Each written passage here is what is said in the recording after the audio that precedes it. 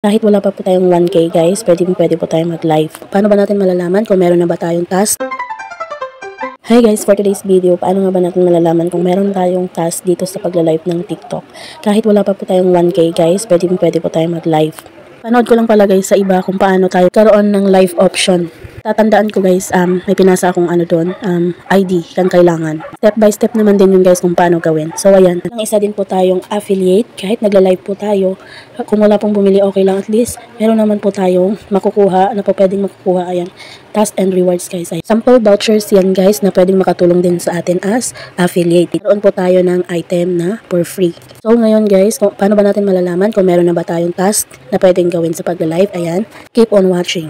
Ito nga pala yung ating TikTok account at meron po tayong nasa 400 plus followers. Click lang natin itong profile. Ayan, pagka-click natin guys, click naman ang creator tools. Ayan, dito tayo mapupunta. Ayan, i-click naman natin dito guys ang TikTok shop for creator. Ayan, pagka-click naman guys, ayan yung lumabas. I-scroll down lang natin sa baba guys at ayan, dito natin makikita. Click lang natin guys ang task and rewards. Ayan, may isa po tayo. Pagka-click, ayan po ang lumabas. Dito natin makikita.